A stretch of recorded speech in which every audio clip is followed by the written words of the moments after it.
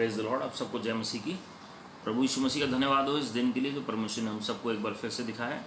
आइए हम सब अपनी आंखों को बंद करें और परमेश्वर के अनुग्रह के सिंहासन के सामने चलें।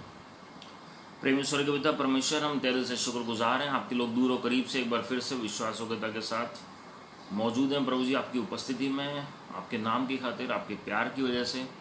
प्रभु यीशु मसीह जी, जो भी हमने गलतियां की हैं, देखने, सुनने, बोलने, करने, सोचने में, कहीं भी ऐसी जगह जाने में जो आपको पसंद नहीं है, हमें माफ़ कर दीजिए। हम अंगीकार और पश्चाताप करते हैं, अपने आप को नम्र करते हैं Lord. We humble ourselves at your feet, Lord. We confess and repent for all our sins, all our mistakes. Wash us with your blood, clean us with your blood, sanctify us with your blood, Lord. हमें आज सुनने वाले कान, ग्रहण करने वाला हृदय और आज्ञाकर्ता के कदम दे दीजिए लॉर्ड। सारी डिस्ट्रैक्शंस इस मीटिंग को छोड़ दें प्रभु यीशु मसीह के नाम में। हर एक को विजिट करें, हर एक से बातचीत करें और हर एक को छू लीजिए लॉर्ड। सारी अदर में आपको दे रहे हैं, आगे का समय आपके चरणों में रख रहे हैं प्रभु यीशु मसीह के नाम में, आमीन। मेरे प्रिय प्रभु आप सबको आशीषित करें। We are so grateful and thankful to our heavenly father for this wonderful evening that he has shown us. प्रभु यीशु मसीह का हम लाखों करोड़ों बार धन्यवाद करते हैं कि परमेश्वर ने आपको संभाल के रखा है और परमेश्वर ने हम सबको फिर से जोड़ा है। और मैं इस वक्त सबसे पहले उन लोगों के लिए प्रार्थना करना चाहता हूँ जो कमज़ोर हैं शरीर में और जिनके घर में कोई बीमार है या कोई तकलीफ़ में है या कोई कोविड के सिम्टम्स हैं जिनको, या कोई हॉस्पिटलाइज है। हम मिलकर प्रार्थना करते हैं जी उनके लिए। प्रेमेश्वर के पिता परमेश्वर, हम आपके प्रियजनों के लिए प्रार्थना कर रहे हैं लॉर्ड। जो भी लोग बीमार हैं, जो भी लोग दुख तकलीफ़ में हैं, जो समस्या में है, बुखार, कमज़ोरी, डायरिया, डायसेंट्री और कोई भी ऐसी समस्या, कॉफ है और या कोई भी गड़बड़ी है उनके शरीर में, कमज़ोरी है, वीकनेस का कोई भी अटैक है इम्यूनिटी के ऊपर, और प्रभु जी कोई भी वायरस का अटैक है इम्यूनिटी के ऊपर, या कोई भी बीमारियां हैं, उसे हम घुड़क रहे हैं प्रभु यीशु मसीह के नाम में। मेरे पिता प्रभु यीशु मसीह ने सब लोगों के सारे रोग, श्राप, पाप, बीमारियां, अंधकार की ताकतों को सूली पर नाश कर दिया 2000 साल पहले। इसलिए अपनी चंगाई को ले लीजिए प्रभु यीशु मसीह के नाम में। Be made whole in the name of the Lord Jesus Christ. Receive the healing of my father Lord Jesus Christ. जो चक्कर आने की समस्या है वो इसे सिस्टर प्रेरणा को छोड़ दे प्रभु यीशु मसीह के नाम में। प्रभु जी आपने स्वयं अपना वचन भेजकर अपनी बेटी को शिफा दे दी है लॉर्ड। तरस से भर देगी अपनी बेटी के लिए, तरस से भर देगी अपनी बेटी के लिए लॉर्ड, तरस से भर देगी।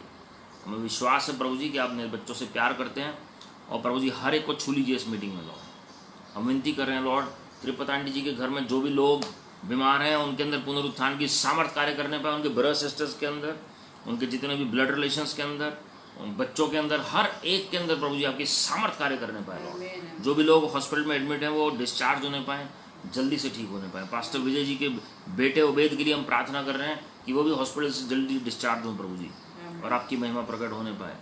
धन्यवाद कर रहे हैं आपके प्यार और तरस के लिए, आपकी चंगाई की सामर्थ के लिए। सारे अदर में आपको दे रहे हैं प्रभु यीशु मसीह के नाम में, आमीन।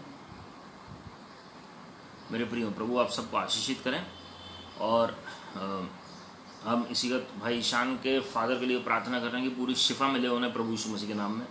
प्रभु यीशु मसीह के कोड़े खाने से उन्होंने शिफा प्राप्त कर ली है, हालेलुया। और मेरे प्रियो, जैसे आज का शीर्षक है कि अंतिम दिनों के बारे में हम चर्चा कर रहे हैं, डेज ऑफ नोहा। नूह के दिनों के विषय में क्या चिन्ह है। हमने पिछले हफ्ते देखा था लूत के ज़माने में क्या चिन्ह थे, वचन में जो लिखा हुआ है। ये प्रभु यीशु मसीह के अपने शब्द हैं, किसी इंसान के शब्द नहीं है। और जब हम पढ़ते हैं लूका का रचित सुसमाचार उसका 17वां अध्याय और उसकी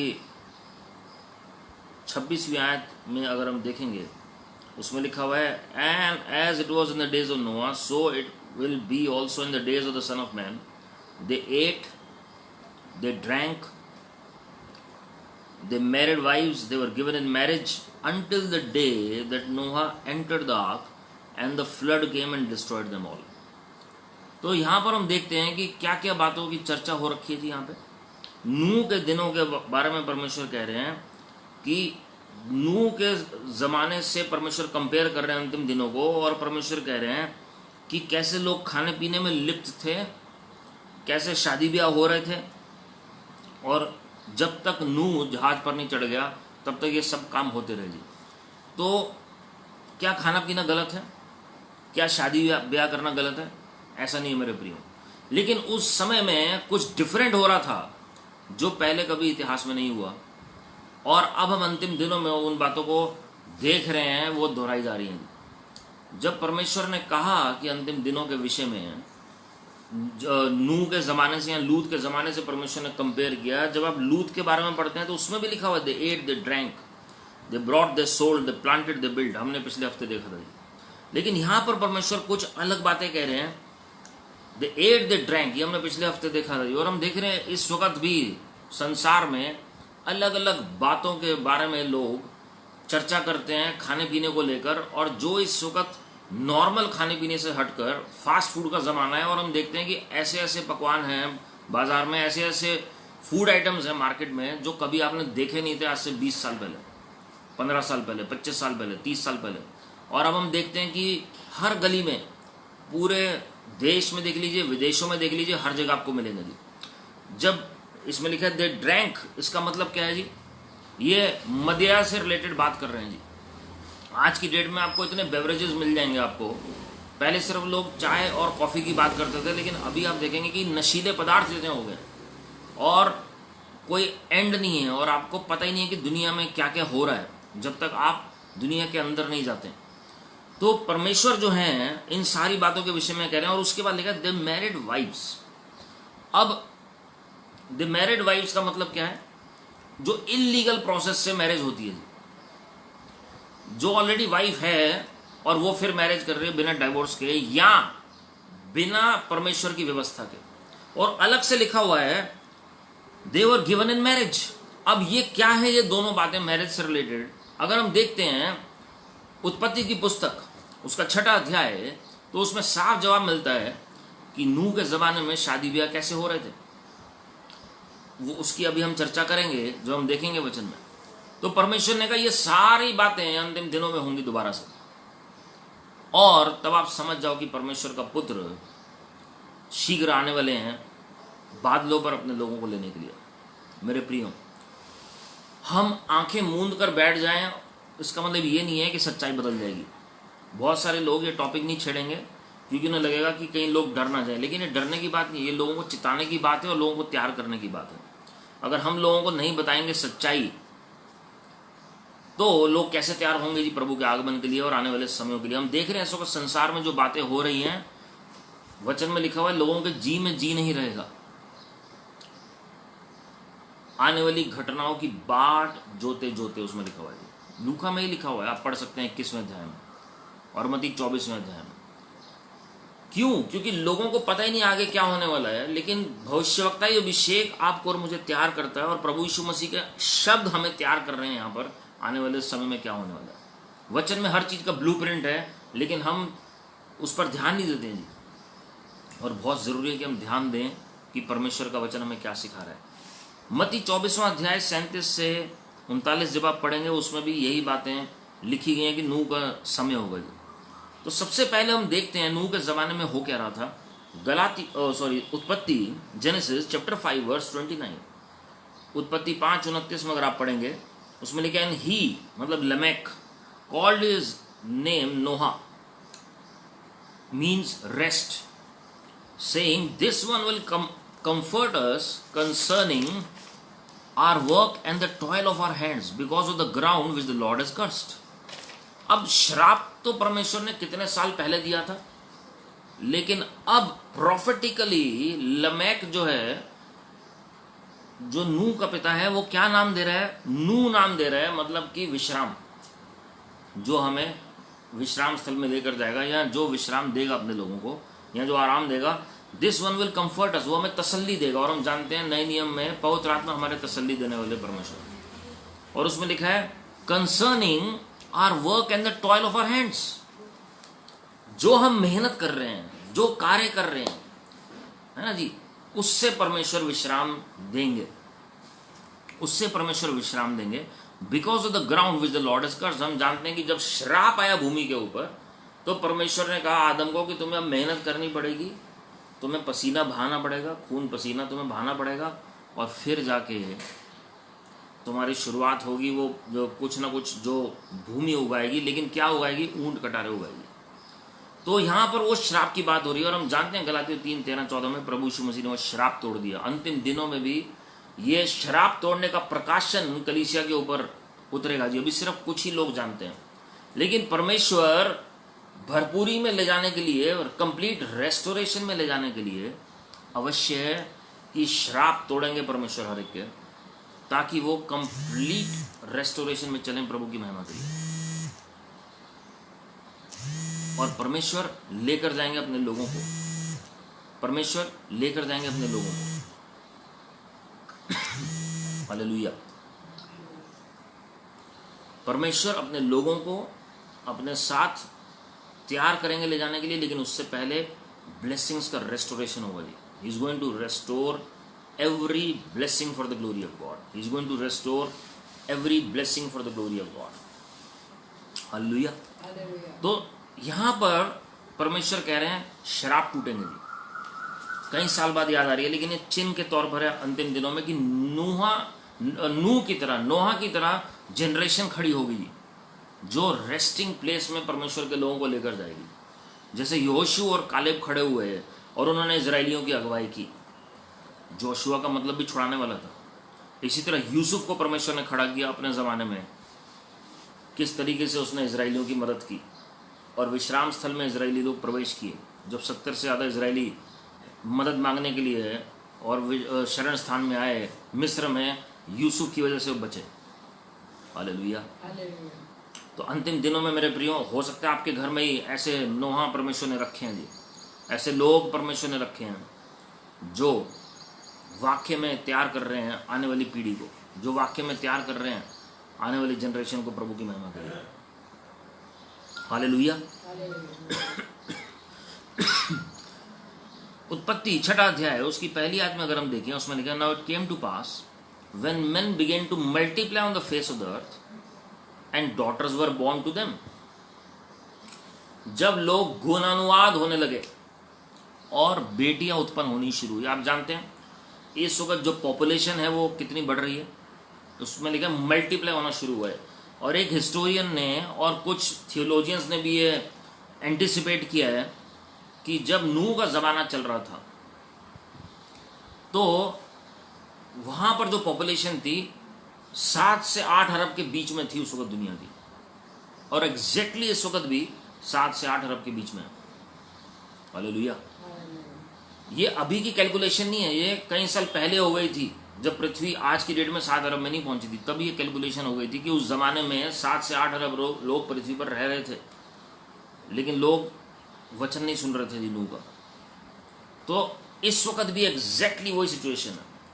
और अगर आप देखते हैं कि कितनी ही लड़कियों का अबॉर्शन हो जाता है पूरे वर्ल्ड में, जब पता लगता है कि लड़की पैदा होने वाली है और पैदा होने के बाद भी उन्हें ख़त्म कर दिया जाता है।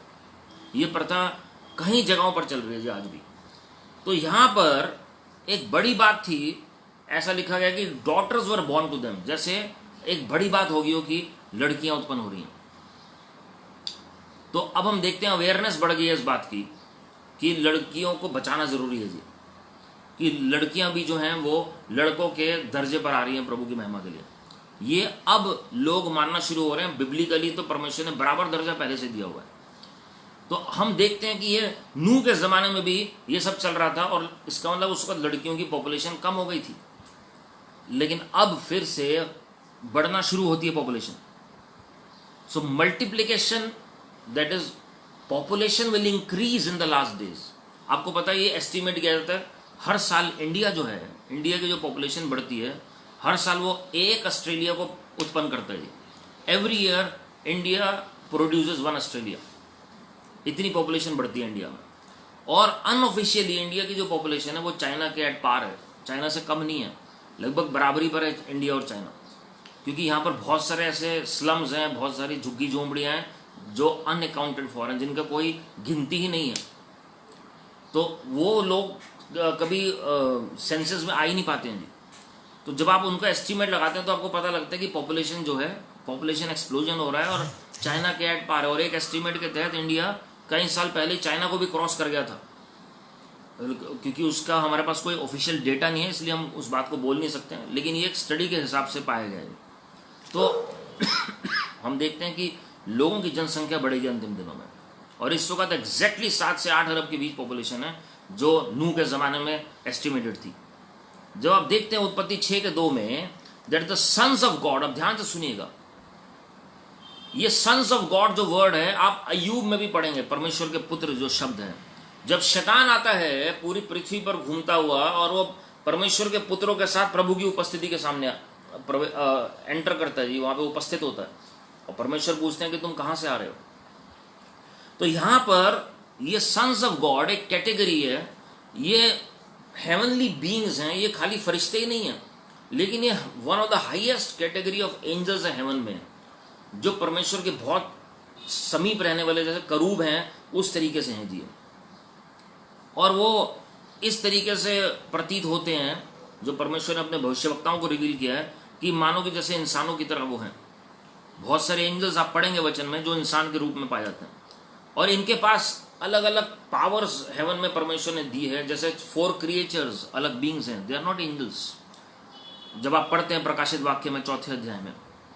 और अगर आप देखते हैं करूब अलग हैं, सेराफिम्स अलग हैं, तो सब सोचते हैं कि सारे एंजल्स ही हैं, सब एंजल्स नहीं हैं। There are different heavenly beings present in heaven. संत हैं स्वर्ग में प्रभु की महिमा के लिए। तो यहां पर सन्स ऑफ गॉड आते हैं, ये कैटेगरी ऑफ एंजल्स कई लोग कहते हैं, और कुछ कहते हैं हेवनली बीइंग्स हैं जी। मैं उसके डिटेल में नहीं जाऊंगा, लेकिन उसमें क्या लिखा है, saw the daughters of men, उन्होंने स्वर्ग से दृष्टि की पृथ्वी के ऊपर। अब इन्होंने कैसे दृष्टि की? क्योंकि जब आप पढ़ेंगे हनोक की पुस्तक को, और जब आप इतिहास को पढ़ेंगे, आप पुराने नियम को ध्यान से पढ़ेंगे, और यहूदी पुस्तकों को भी जब आप पढ़ते हैं, तो आपको पता लगता है किस तरीके से फरिश्ते आते थे परमेश्वर के लोगों से बातचीत करने और उन्हें सिखाते थे बातें। They used to teach the children of God, the servants of God, the prophets of God, the people of God about various mysteries for the glory of God. इसलिए आज जो है पिरामिड की मिस्ट्री को सॉल्व नहीं कर पा रहा है, वो अंतिम दिनों में सॉल्व होगी जब परमेश्वर सब बुद्धि को भी रिस्टोर करेंगे। लेकिन पिरामिड, आपको पता है गीजा का पिरामिड सबसे पहले किसने बनाया? It was prophet Enoch and his 100 spiritual sons who build the pyramid of Giza. लेकिन आज साइंटिस्ट ढूंढने में लगे हैं कि बनाया कैसे था। वो मशीनरी तो थी ही नहीं जिससे बनाया जा सकता है, और वो मिस्ट्री है आज भी, रहस्य की बातें छिपी हुई हैं उस पिरामिड के अंदर। तो अंतिम दिनों में वो प्रकट होगा प्रभु की महिमा के लिए। तो ऐसी बहुत सारी मिस्ट्रीज हैं। और प्रॉफिट इनोक को कैसे पता लगा? परमेश्वर ने अपने फरिश्तों को भेजा हर बात सिखाने के लिए। परमेश्वर खुद आते थे हनोक से बातचीत करने के लिए। तो यहां पर हम देख रहे हैं कि जो परमेश्वर के पुत्र आते थे पृथ्वी पर, इसलिए उन्होंने दृष्टि की स्त्रियों के ऊपर।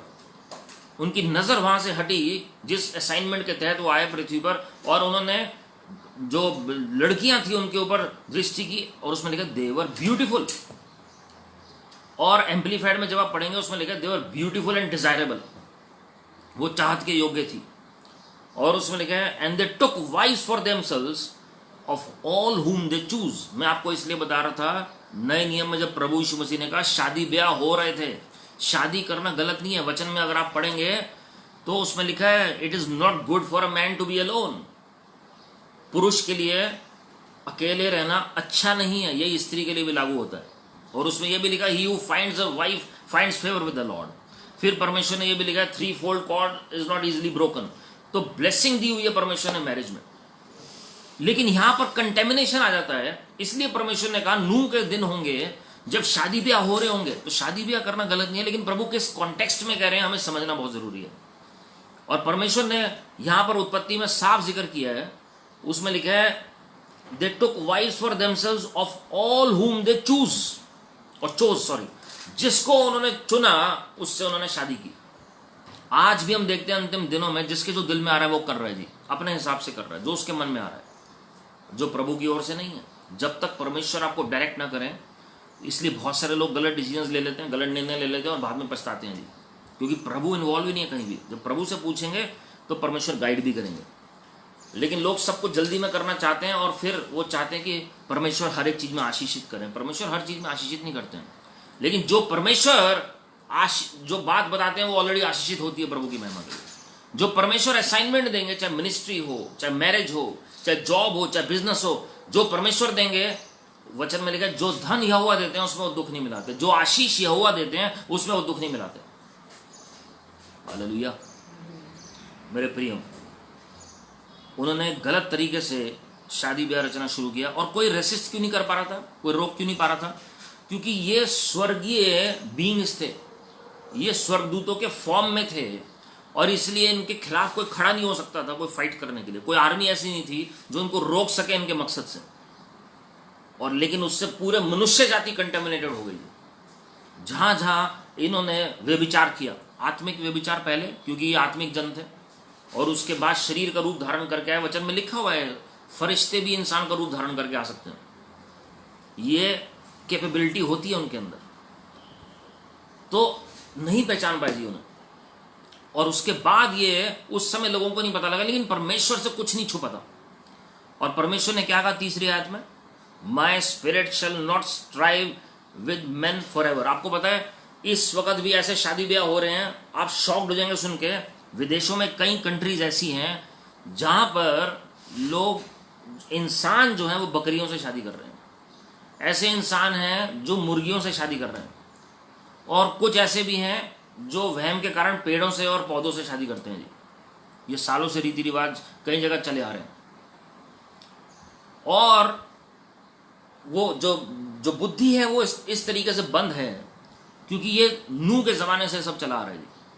परमेश्वर ने कहा अंतिम दिनों में एग्जैक्टली ऐसे ही शादी ब्याह हो रहे होंगे जो परमेश्वर की ओर से नहीं होगा जी। हमने पिछले हफ्ते पढ़ा था जो LGBTQ कम्युनिटी है, तो वो परमेश्वर की ओर से नहीं है जी। परमेश्वर सबसे प्यार करते हैं, लेकिन लाइफस्टाइल सबका परमेश्वर को पसंद नहीं है।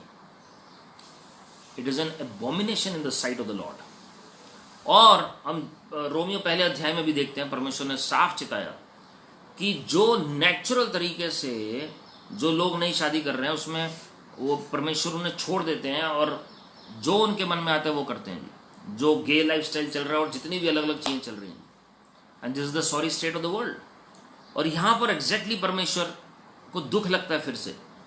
और परमेश्वर क्या कहते हैं, my spirit shall not strive with man for ever, for he is Indeed flash yet is days shall be 120 years. अब नोट करिएगा एक चीज, पैरेलल मैं आपको बता रहा हूं नूह के जमाने के साथ क्यों कंपेयर किया गया। कई लोग कहते हैं वन सेव्ड ऑलवेज सेव्ड, एक बार आपने उद्धार पा लिया तो प्रभु कभी नहीं छोड़ते। लेकिन यहां पर हम साफ पढ़ते हैं, और अभी व्यवस्था नहीं आई थी, ध्यान से सुनिएगा। व्यवस्था आई थी मूसा के समय में, यहां पर कोई व्यवस्था नहीं थी। लेकिन परमेश्वर ने कहा मेरा आत्मा मनुष्य के साथ लगातार नहीं मिला रहेगा, या वाद विवाद करेगा, या उसके साथ कभी जबरदस्ती नहीं करेगा जी। और परमेश्वर ने डेज शॉर्टन कर दिए मनुष्य के, जो पहले 700, 800, 900 साल एज थी। मैंने आपको बताया नूह के ज़माने में पॉपुलेशन बहुत ज़्यादा थी। अब जानते हैं क्यों? क्योंकि सबकी एज बहुत लंबी होती थी। कोई 500 साल का है, कोई 700 साल का है, कोई 600 साल का है, कोई 400 साल में बच्चे उनके पैदा हो रहे थे जी। 500 साल में बच्चे पैदा हो रहे थे नूह के ज़माने में, और लमेक के ज़माने में 500 साल के बाद बच्चे पैदा होना शुरू हुए। तो इसलिए उनकी एज बड़ी होती थी, तो पॉपुलेशन बढ़ रही थी वहां पर। लेकिन परमेश्वर ने वहां पर हॉल्ट किया और 120 की एज कर दी मनुष्य की। अंतिम दिनों में परमेश्वर क्या कहते हैं, प्रभु यीशु मसीह, I will shorten the days for the elect sake. मैं अपने चुने हुओं के खातिर दिनों को कम कर दूंगा। अब कैसे दिन कम होंगे जी? दिन ऐसे कम होंगे, सतावट के दिन तो हैं ही कम होंगे। जो 7 साल की ट्रिबुलेशन की हम बात करते हैं, लेसर ट्रिबुलेशन, ग्रेटर ट्रिबुलेशन, 3.5 साल जब पहले 2 भविष्यवक्ता आएंगे, और आखिरी 3.5 साल जब मसीह विरोधी की जो पीक पर उसका काम होगा जी दुनिया में। वो तो प्रभु ने काम छोटा किया ही है, 7 साल हो गए। लेकिन उसके अलावा कई परमेश्वर के लोगों को परमेश्वर पहले उठा लेंगे, ताकि उन्हें आगे आने वाली विपत्ति का सामना न करना पड़े। कुछ को प्रभु रैप्चर में ले जाएंगे प्रभु के आगमन में, ताकि आने वाली विपत्ति का सामना न करना पड़े। तो उस तरीके से परमेश्वर शॉर्टन करेंगे डेज को, अलग अलग तरीकों से। तो परमेश्वर कहते हैं मनुष्य क्या है, एक शरीर मात्र ही तो है, ये शारीरिक अभिलाषों में फंसा हुआ ही है। और वहां पर परमेश्वर ने डिसाइड किया कि अब मैं नंबर जो एज है वो कम कर दूंगा। और हम देख रहे हैं इस वक्त भी बहुत लोग जो हैं वो लंबी उम्र नहीं जी पा रहे हैं जैसे पहले लोग जी रहे थे। अभी की डेट में 70-80 बहुत बड़ा बोनस माना जाता है। लेकिन पहले ज़माने में हम देखते हैं, इवन हमारे ग्रैंडफादर्स, ग्रेट ग्रैंडफादर्स के टाइम में, कि जो उनकी एज होती थी कैसे होती थी जी, 80s 90s नॉर्मल था। जापान में एक गांव में क्या हो रहा था जी, 100 से सर्वे किया गया, वो परमेश्वर के मंदिर का ध्यान रख रहे थे, शरीर का, और पूरे गांव में सबकी एज 100 से ऊपर थी। ये परमेश्वर की ब्लेसिंग है, अपना फुल लाइफ स्पैन लीड करना। और वो खेती बाड़ी कर रहे थे 105 साल की एज में लोग वहां पर। मेरी ये प्रार्थना है कि आपको भी परमेश्वर डिवाइन स्ट्रेंथ ऐसे दें कि आप अपनी एज को पूरा जिए और परमेश्वर के आगमन तक जिए प्रभु की महिमा के लिए। हालेलुया। आपके टाइम से पहले कोई बीमारी, कोई शैतान, कोई मृत्यु आपको छू ना पाए प्रभु यीशु मसीह के नाम में। उसके बाद अगर हम देखते हैं उसका जो मीनिंग है, जब आप देखते हैं मैं आगे पढ़ रहा हूं जी आपके लिए, उसमें लिखा है 4th आयत में, there were giants on the earth in those days. कैसे हो रहे थे जी? जायंट्स पैदा हो रहे थे, जैसे गोलियत के समान थे। गोलियत भी उसी रेस में से था, मैं आपको बताऊंगा कैसे।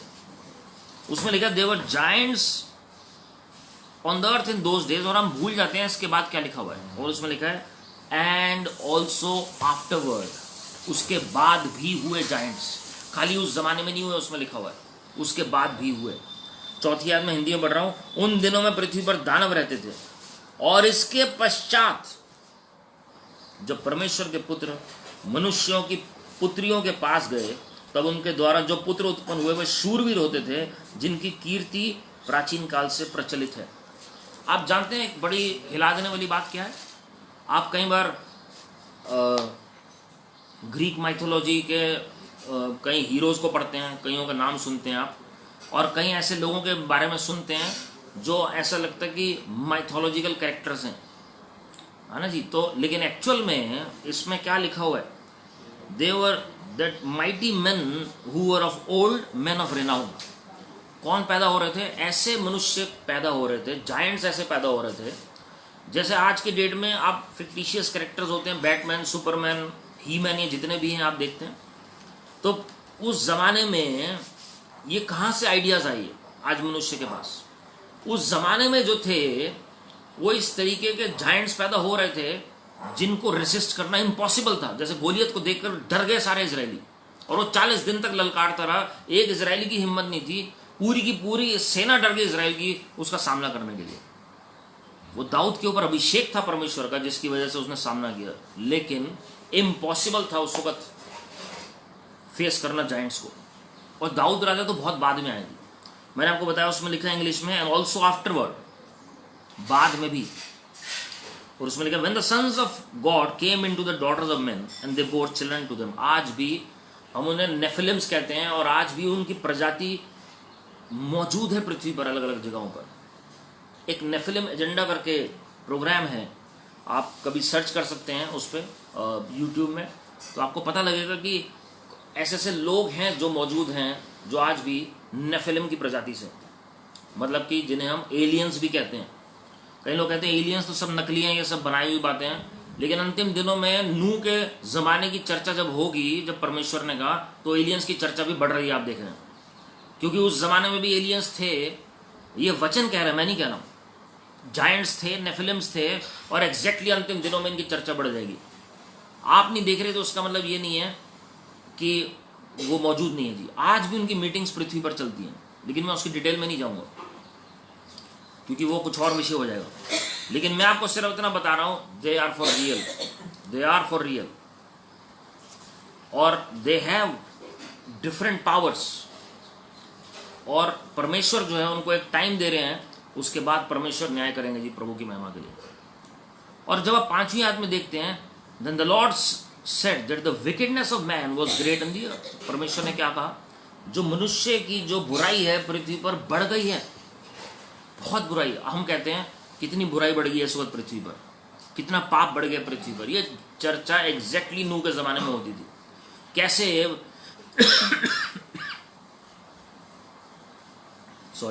कैसे बुराई बढ़ गई उन दिनों में, एग्जैक्टली ऐसे अंतिम दिनों में बुराई बढ़ रही है, और लोगों को समझ नहीं आ रहा कि कैसे छुटकारा पाएंगे वो। मैं आपको बताना चाहता हूँ मेरे प्रिय, इस मैसेज के बीच में हम पिछले कुछ दिन से कोशिश कर रहे हैं कि इन मैसेजेस को कन्वर्ट कर सकें, और जो पिछले 1 साल से मैसेज प्रीच किए हैं लॉकडाउन में, वो सारे हम यूट्यूब पे अपलोड कर रहे हैं।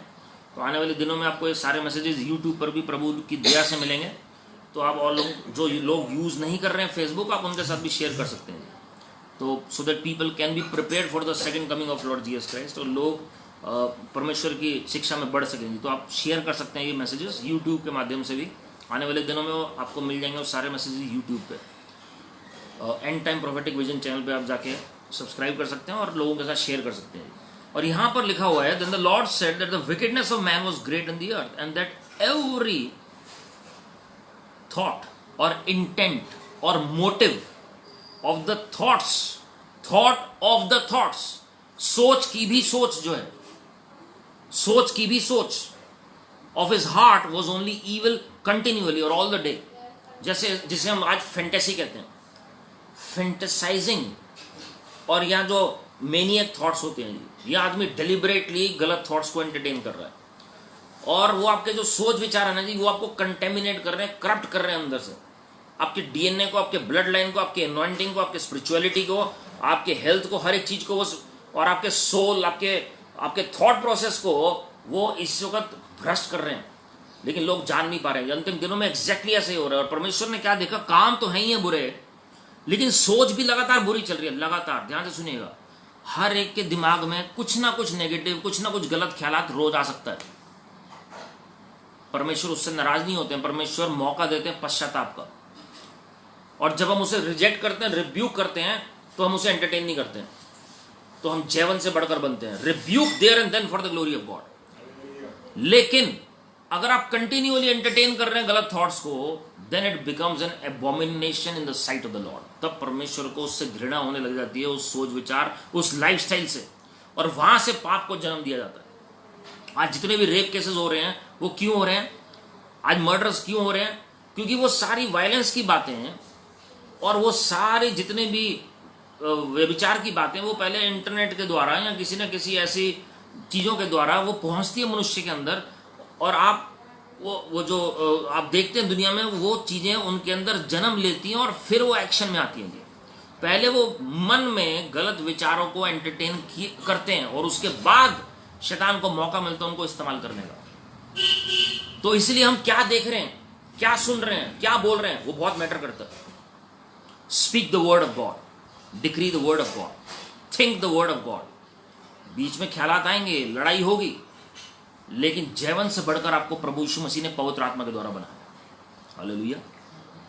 On an average 10,000 to 60,000 thoughts enter into a person every 24 hours. ये साइंटिफिकली प्रूवन फैक्ट है। 10,000 से लेकर 60,000 तक ख्यालात हर मनुष्य के अंदर रोज आते हैं, हर 24 घंटे में।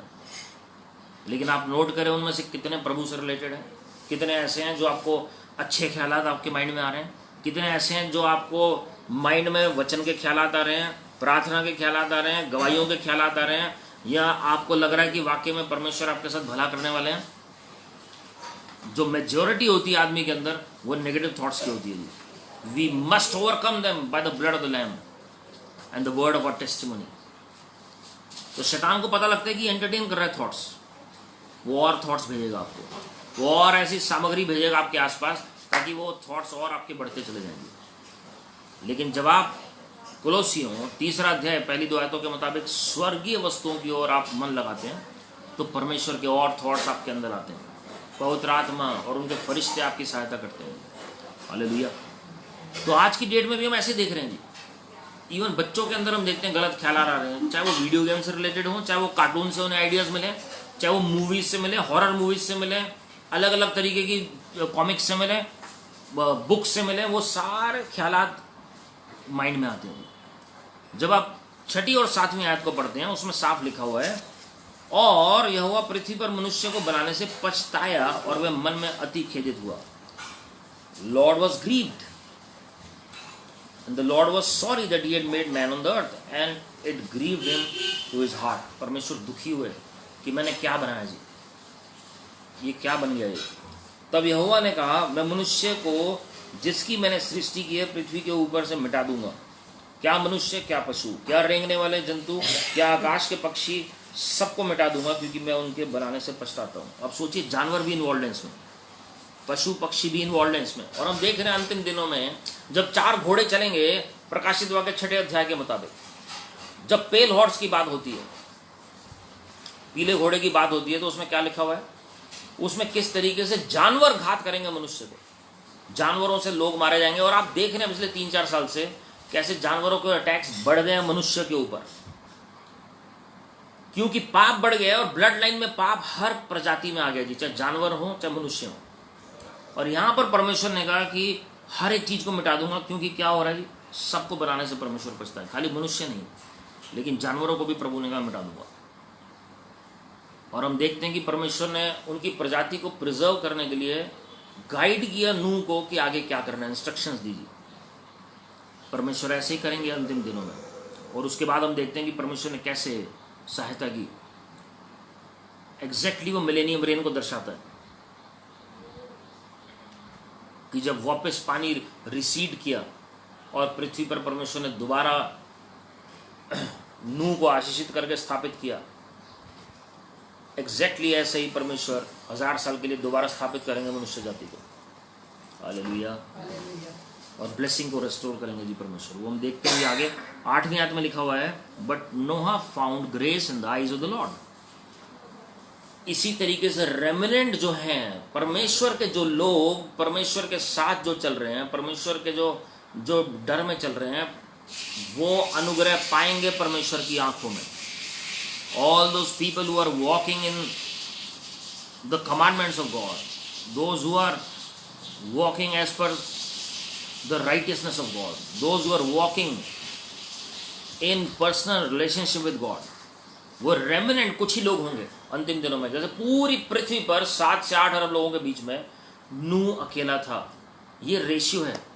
आज भी हम देखते हैं बहुत सारी तरह की शिक्षाएं हैं बाइबल की, लेकिन सही शिक्षा कितने लोगों के पास है जी? बहुत कम लोग, फिल्टर्ड जो है। तो वो लोग जो हैं वो रेमिनेंट हैं और उनके ऊपर अनुग्रह उतरेगा परमेश्वर का। Those remnant are going to find the grace for the glory of God in the sight of the Lord. परमेश्वर का अनुग्रह उनके ऊपर उतरेगा। जैसे योशुआ और कालेब के ऊपर उतरा, 2 ही लोग थे। यूसुफ के ऊपर उतरा पूरे मिस्र में, वो एक अकेला था।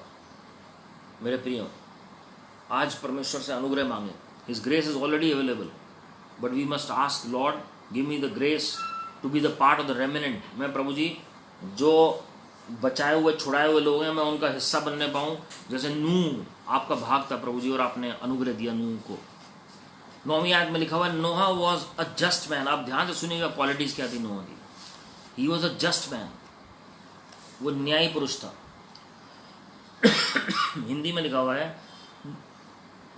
नूह धर्मी पुरुष और अपने समय के लोगों में खरा था, और नूह परमेश्वर ही के साथ साथ चलता रहा। कंटिन्यूअस टेंस है जी। He was perfect or blameless in his generations and Noah walked with God. ये 3 क्वालिटीज हैं जो बचाएंगी, जिनसे अनुग्रह बढ़ता चला जाएगा अंतिम दिनों में। Number 1, we have to be just और righteous in the sight of God.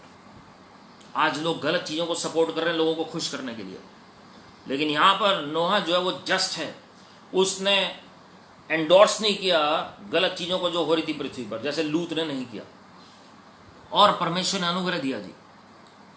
Lot never endorsed the lifestyle of the people during his time in Sodom and Gomorrah. Exactly, Noah never ever endorsed the lifestyle of the people. He was a just man. और उसके बाद हम देखते हैं perfect और blameless. उस समय के अनुसार से परमेश्वर ने जब तुलना की बाकी लोगों से, तो वो सिद्ध पाया गया। इसका मतलब ये नहीं है कि कंप्लीट सिद्ध हो गया परमेश्वर की तरह, लेकिन इसका मतलब ये है जैसे लूत उस जमाने में सोदोम गोमरा के बीच में ब्लेमलेस था कि उनके लाइफस्टाइल के मुताबिक वो नहीं चल रहा था।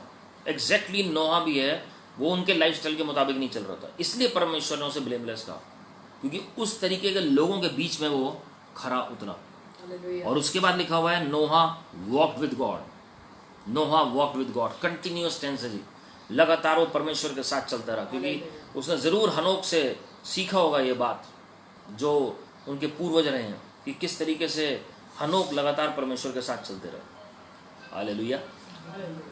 मेरे प्रियो, it is possible to walk with God continuously even when you are living in a family. परमेश्वर ने नोहा की फैमिली को भी देखा, वो उसकी भी शादी हो रखी थी, उसका भी ब्याह हो रखा था, हनोक की भी शादी ब्याह हो रखा था जी। But it doesn't mean that you can not walk with God even after marriage. कई लोग कहते हैं अरे शादी ना होती तो अच्छा होता जी, अरे इससे अच्छा तो भाई हम कुछ और ही कर लेते हैं, या हम, वो सॉल्यूशन नहीं है जी। मैं आपको बताना चाहता हूँ मेरे प्रियो, it is the blessing of the Lord that we need, it is the grace of the Lord that we need. Noah के ऊपर अनुग्रह हुआ, ऐसे आपके ऊपर भी अनुग्रह होगा अंतिम दिनों में। और ये 3 क्वालिटीज हमें कल्टीवेट करनी है अपने अंदर। परमेश्वर से अनुग्रह मांगना है कि ये 3 क्वालिटीज कल्टीवेट हो हमारे अंदर प्रभु की महिमा के लिए। कौन कौन सी बातें हैं जी इसमें? कि परमेश्वर का जस्टिस हमारे अंदर हो, राइटियसनेस हो, परमेश्वर हमें सिद्धता के साथ चलाएं, और परमेश्वर के साथ साथ हम चलते रहें प्रभु के आगमन तक। हनोक भी प्रभु के साथ चलता रहा, and he was found no more. परमेश्वर ने जीवित उठा लिया। हालेलुया। ऐसी नोहा जो है वो आर्क परमेश्वर ने फिर बनाने के लिए कहा उसे 11वीं आयत में। परमेश्वर ने क्या कहा? The earth also was corrupt before God and the earth was filled with violence. मैंने आपको क्या कहा जी, इस वक्त वायलेंस बहुत ज़्यादा है पृथ्वी पर, करप्शन बहुत ज़्यादा है। हम देख रहे हैं, हमने आईसिस का उदाहरण देखा वायलेंस का, और हम देख रहे हैं कि किस तरीके से बॉम्ब्स कई कंट्रीज में नॉर्म्स हैं, नॉर्मल है बॉम्ब्स फटने जो होते हैं। अगर कोई बॉम्ब फट गया तो नॉर्मल माना जाता है जी। वहाँ पर गोलियों की तो बात ही नहीं होती। हैंड ग्रेनेड्स वगैरह जो होते हैं, जो पहले कभी आर्मी में सिर्फ यूज़ होते थे, आज वो हम देखते हैं कॉमन जगहों पर यूज़ हो रहे हैं वर्ल्ड वाइड, एक दूसरे को घात करने के लिए। और यहाँ पर लिखा हुआ है अर्थ वॉज फिल्ड विद वायलेंस। पूरी पृथ्वी पर वायलेंस थी जी, आतंक फैला हुआ था उस वक्त भी। और हिंदी में लिखा हुआ है और उपद्रव से भर गई थी।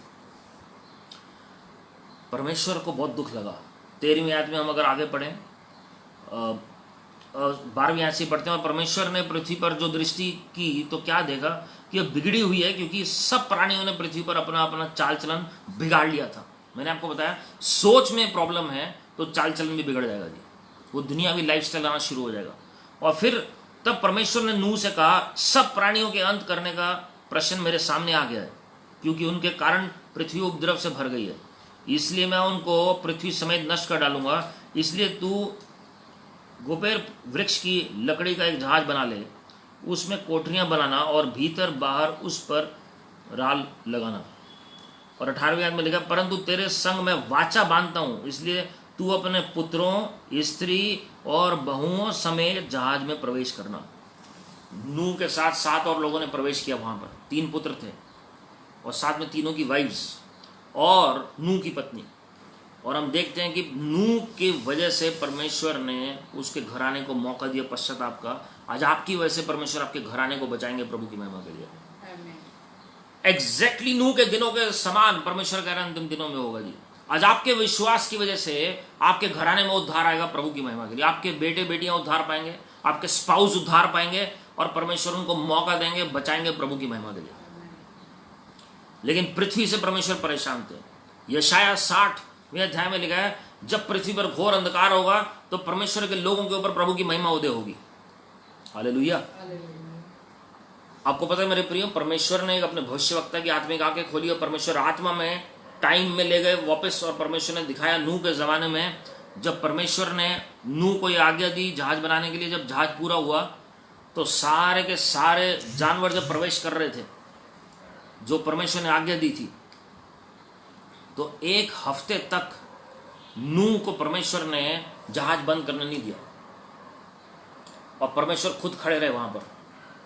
नूह प्रभु यीशु मसीह को देख नहीं सकता था क्योंकि उसके पास प्रकाशन नहीं था प्रभु यीशु मसीह का, लेकिन प्रभु यीशु मसीह उस द्वार पर खड़े रहे इंतजार करने के लिए कि पृथ्वी से एक जन तो कम से कम आ जाए इस जहाज के अंदर। नूह के परिवार के साथ साथ परमेश्वर सबको बचाना चाह रहे थे।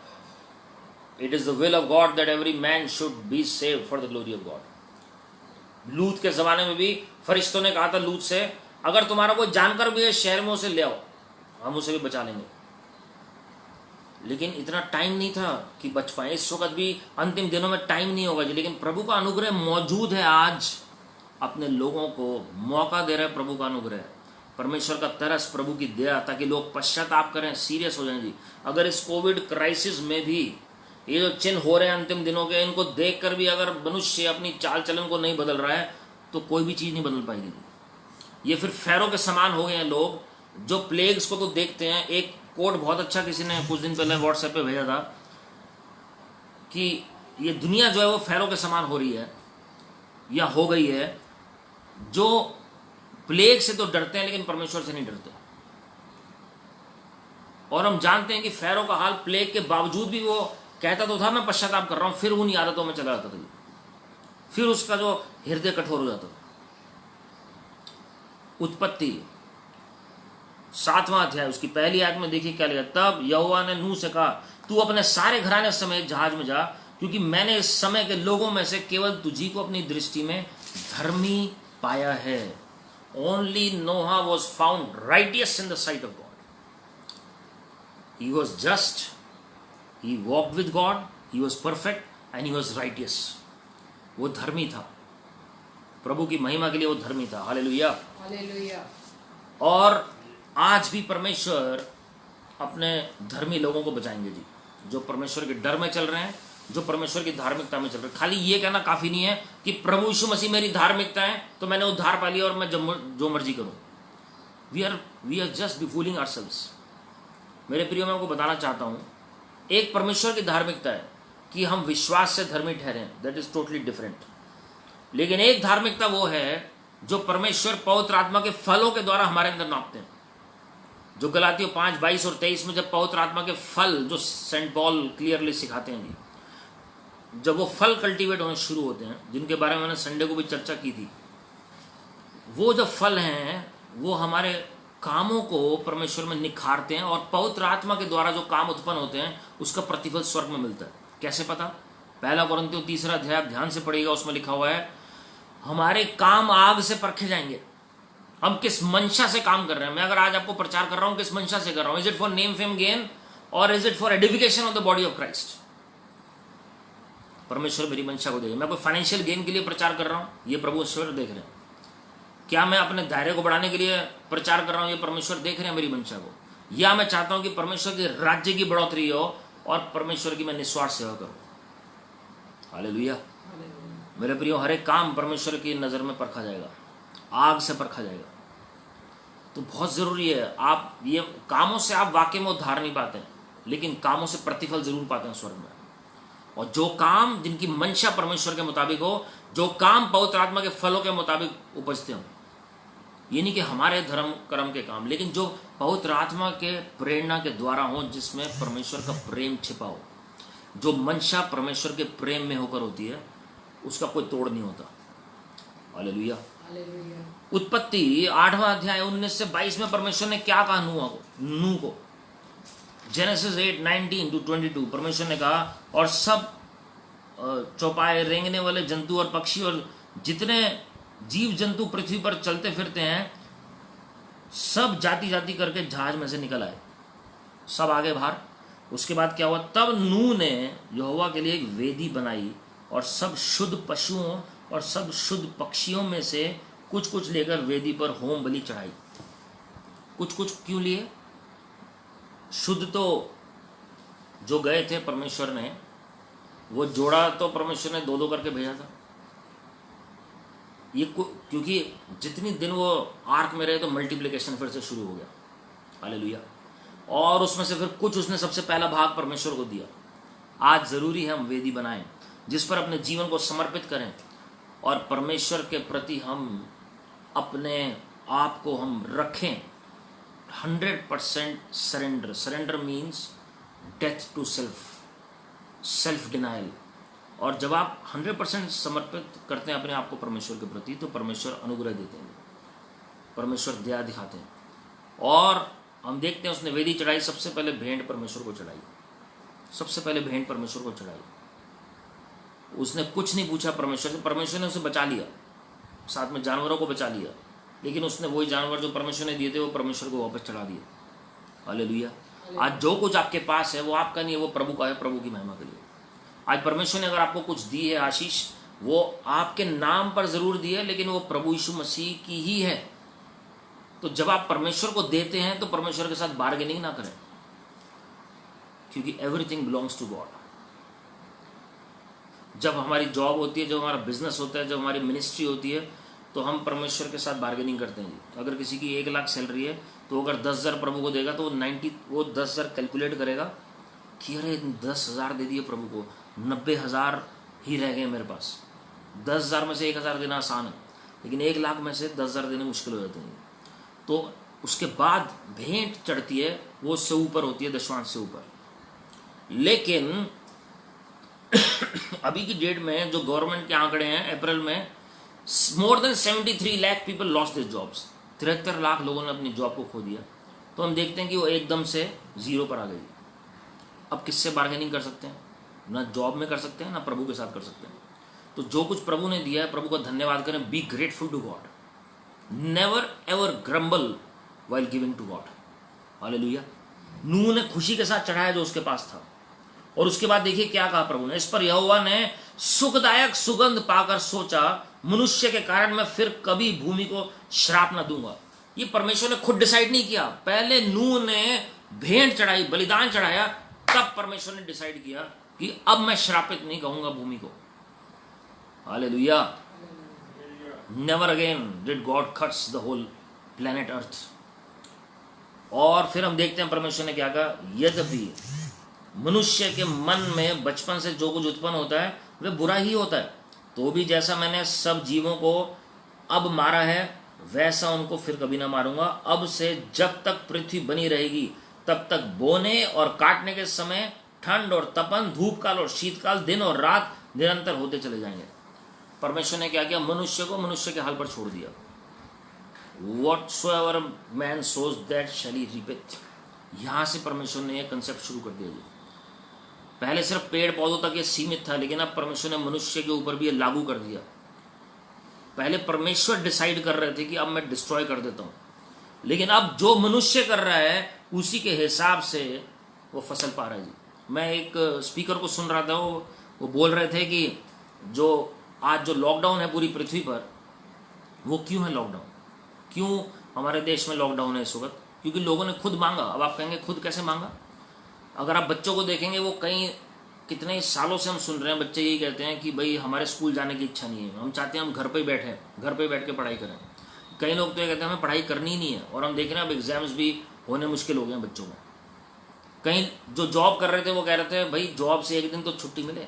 जो बिजनेस कर रहे थे वो कह रहे थे सारा दिन हम बिजनेस में बिजी रहते हैं, हम टाइम नहीं दे पा रहे फैमिली को, तो हम घर पे तो बैठे हैं थोड़ी देर।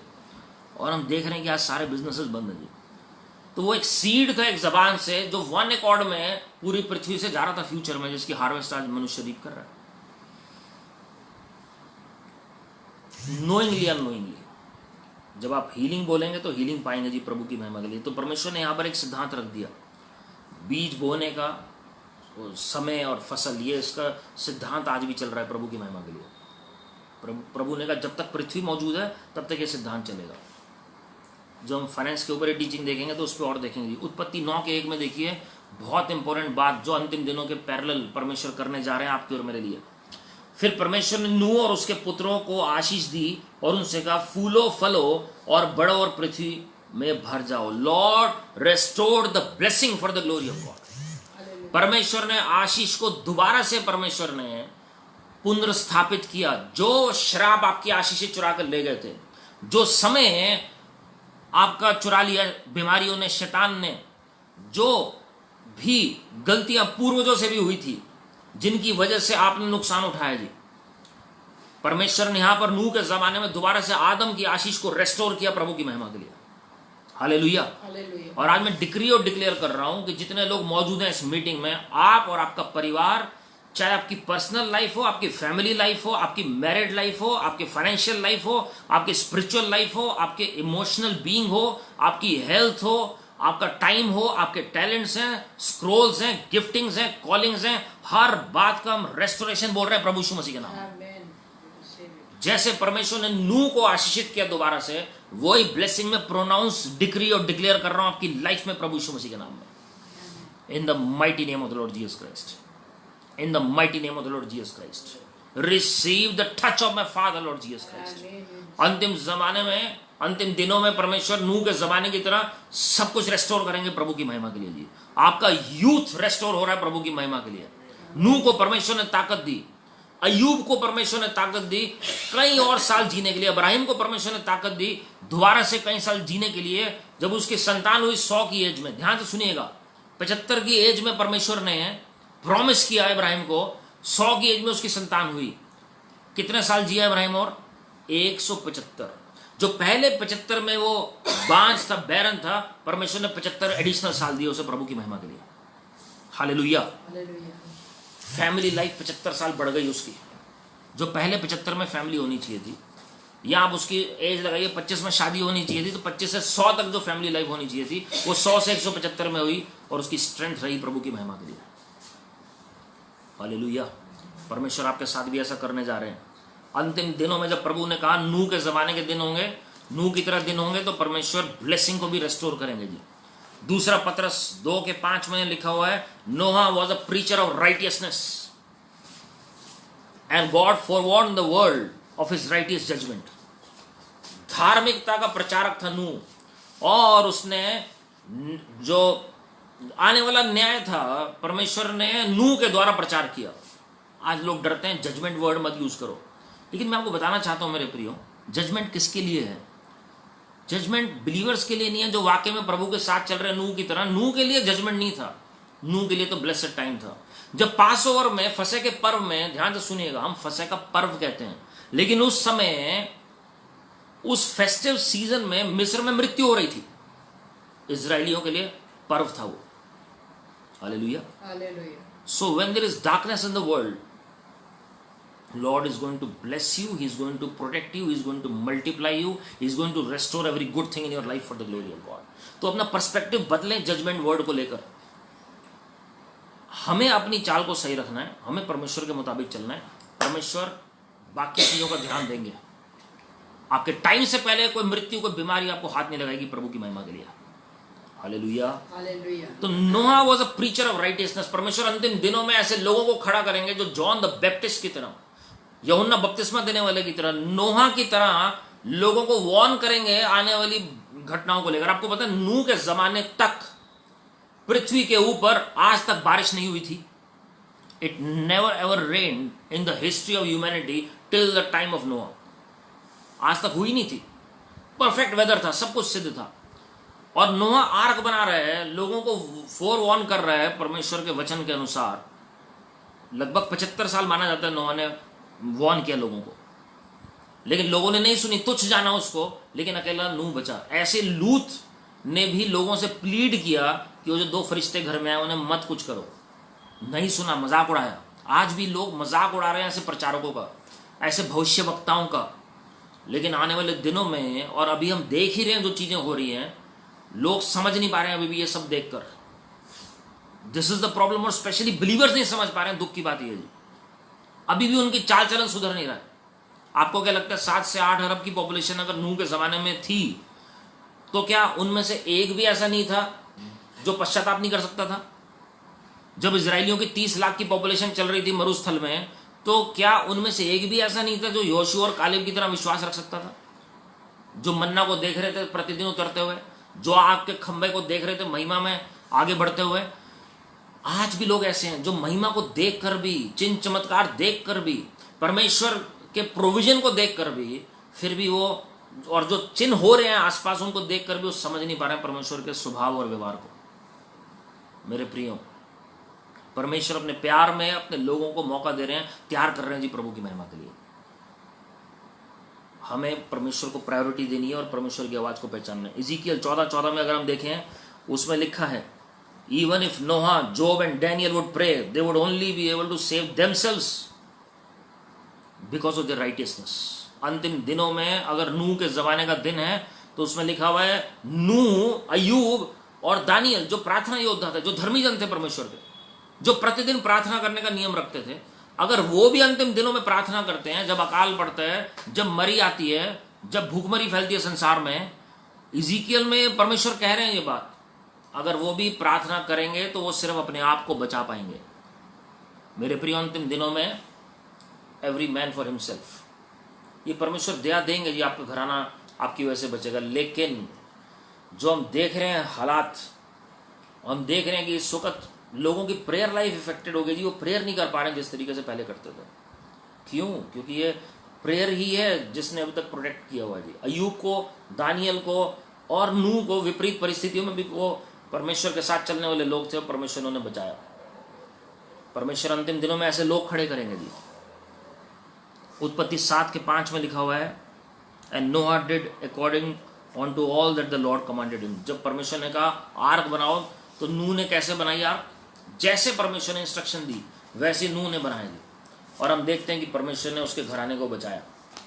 अंतिम दिनों में परमेश्वर ऐसे लोगों को खड़ा करेंगे जो सब कुछ परमेश्वर के मुताबिक करेंगे, जो जो परमेश्वर कह रहे हैं वैसे ही वो करते चले जाएंगे। वो कहेंगे प्रभु मेरी इच्छा नहीं तेरी इच्छा पूरी हो।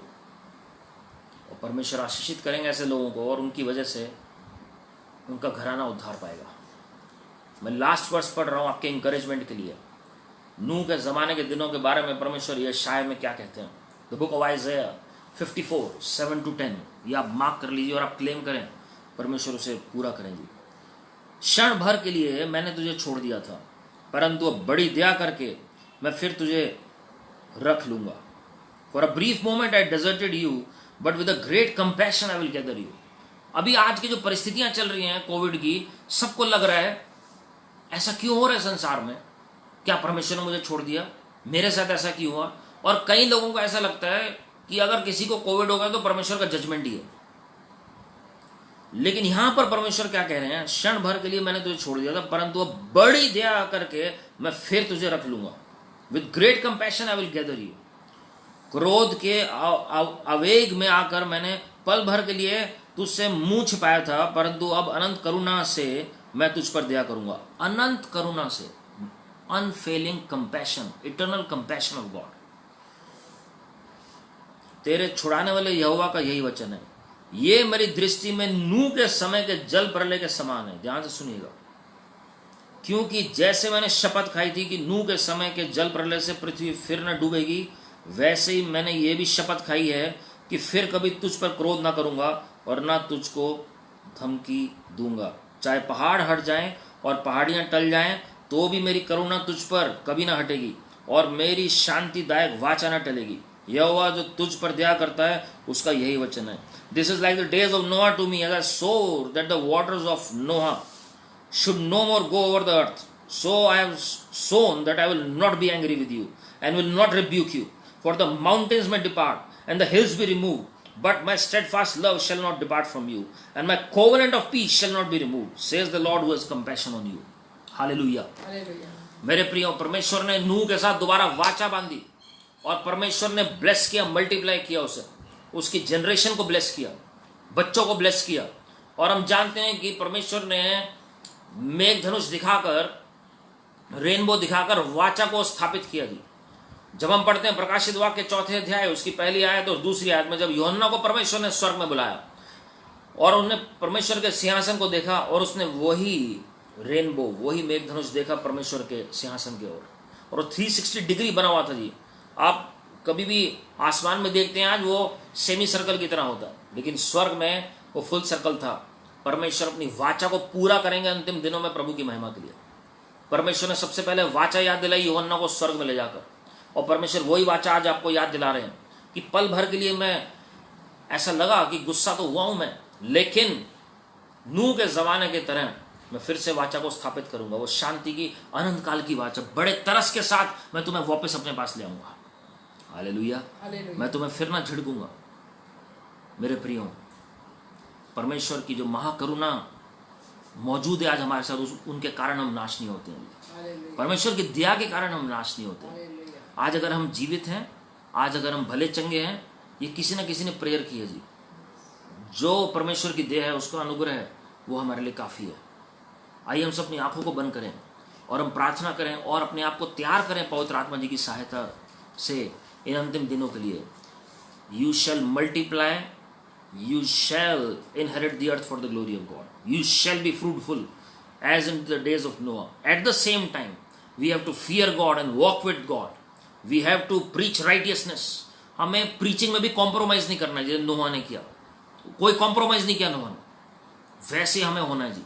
और परमेश्वर आपको आशीषित करेंगे और परमेश्वर आपको बचाएंगे। नोआ ने कोई कॉम्प्रोमाइज नहीं किया दुनिया के लाइफस्टाइल से, चाहे वो प्रीचिंग हो, चाहे वो अपने नेचर हो, चाहे वो धार्मिकता हो उसकी अपनी, चाहे वो जस्ट मैन था। उसने पूरी पृथ्वी पर अपने आप को परमेश्वर के समक्ष, परमेश्वर के मुताबिक रखा। आइए हम सब अपनी आंखों को बंद करें। That Lord will give us this grace as in the days of prophet Noah. धन्यवाद करते हैं स्वर्गीय पिता परमेश्वर। प्रभु जी, हम प्रत्येक जन के लिए धन्यवाद कर रहे हैं। प्रभु जी, हम विनती कर रहे हैं लॉर्ड, आपका वचन हमें मत्ती 24वें अध्याय और लूका 17वें अध्याय में सिखाता है कि आपने स्वयं कहा प्रभु जी, नूह के दिनों के समान प्रभु जी अंतिम दिन होंगे। लोग खाने पीने में व्यस्त होंगे, शादी ब्याह में व्यस्त होंगे, और वो शादी ब्याह जो आपके तरीके से नहीं है, जो आपकी ओर से नहीं है, हम उसे नूह के ज़माने में पढ़ते हैं प्रभु जी। और आप हमें ये भी बताते हैं कि कैसे नूह जो है पूरी पृथ्वी पर प्रभु जी धर्मी कहलाया गया, कैसे वो धार्मिकता का प्रचारक बना प्रभु जी, कैसे वो न्यायी पुरुष था, कैसे वो परमेश्वर आपके साथ चलने वाला मनुष्य था प्रभु जी, कैसे परमेश्वर वो आपके भय में चलने वाला मनुष्य था, किस तरीके से प्रभु जी नूह ने कोई कॉम्प्रोमाइज़ नहीं किया दुनिया के लाइफस्टाइल से, और वो सिद्ध पाया गया प्रभु जी अपनी पीढ़ी में। लॉर्ड, हम विनती करते हैं प्रभु जी, आज भी जैसे पॉपुलेशन एक्सप्लोजन है वर्ल्ड में, और प्रभु जी हम देख रहे हैं कि किस तरीके से गलत काम इस संसार में बढ़ रहे हैं, पाप की प्रवृत्ति बढ़ रही है, और पाप से श्राप, श्राप से बीमारियां, और बीमारी से मृत्यु आ रही है संसार में। हम विनती करते हैं जैसे आपने नूह के साथ प्रतिज्ञा की, ओ सारे श्राप टूट जाए प्रभु यीशु मसीह के नाम में, और आपकी आशीषें रेस्टोर हो जाए प्रभु यीशु मसीह के नाम में। Let the blessings of my Father Lord Jesus Christ be restored in the life of each and every individual at the sound of my voice in this meeting in the name of the Lord Jesus Christ. प्रभु जी हम विनती कर रहे हैं, जो भी लोग आज जुड़े हैं उनके लिए मैं रेस्टोरेशन बोल रहा हूं, हर एक ब्लेसिंग का प्रभु यीशु मसीह के नाम में। जो भी कोविड का अटैक किसी के घर में हुआ है उसे मैं घुड़क रहा हूं प्रभु यीशु मसीह के नाम में। जो किसी बुखार का, बीमारी का, चक्कर आने का, जो वीकनेस का, जो डायरिया, डिसेंट्री और कोई भी फॉरेन एंटीजन का इन्वेजन हुआ इनकी बॉडी में, उसे मैं घुड़क रहा हूं प्रभु यीशु मसीह के नाम में। इनकी इम्यूनिटी जो कॉम्प्रोमाइज हुई है वो उसका इफेक्ट कैंसिल कर रहा हूं प्रभु यीशु मसीह के नाम में। कोई भी ऑटो इम्यून डिजीज है उसे मैं घुड़क रहा हूं प्रभु यीशु मसीह के नाम में। From the top of the head to the soles of the feet, let your people be restored, be healed, be made whole in the name of the Lord Jesus Christ ji. इनके फाइनेंसेस, इनकी prosperity restore होने पाए प्रभु यीशु मसीह के नाम में। जैसे आपने नूह को आशीषित किया प्रभु जी, be fruitful, multiply and inherit the earth, father I decree and declare the same blessing upon the people in the name of the Lord Jesus Christ. और आप इनके साथ वाचा बांधे प्रभु जी कि आप अपनी महाकरुणा, महातरस के कारण प्रभु जी कभी भी प्रभु जी हमसे नाराज नहीं होंगे लॉर्ड, कभी भी हमसे गुस्सा नहीं होंगे लॉर्ड।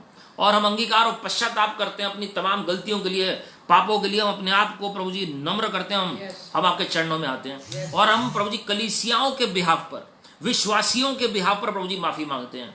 अपने प्रदेश, अपने देश के बिहाफ पर, अपनी गवर्नमेंट्स के बिहाफ पर वो माफी मांग रहे हैं आपसे प्रभु यीशु मसीह के नाम में। सबको माफ कर दीजिए लॉर्ड, सबको अपने लहू से शुद्ध कर दीजिए लॉर्ड, हमें शुद्ध कर दीजिए Lord. Father, it is your compassion, it is only your compassion that sustains us Lord. आपके करुणा के कारण, महाकरुणा के कारण हम नाश नहीं होते हैं, इसके लिए हम धन्यवाद करते हैं। हर एक को आशीषित करिए प्रभु जी, और हर एक के जीवन में अद्भुत गवाहियां आने पाए, और हर एक जन भला चंगा हो के हॉस्पिटल से डिस्चार्ज हो। जिनके पास ऑक्सीजन की कमी है उन्हें ऑक्सीजन मिलने पाए प्रभु यीशु मसीह के नाम में। जिनको हॉस्पिटल बेड्स नहीं मिल रहे हैं उनको प्रभु जी हॉस्पिटल बेड्स मिलने पाए।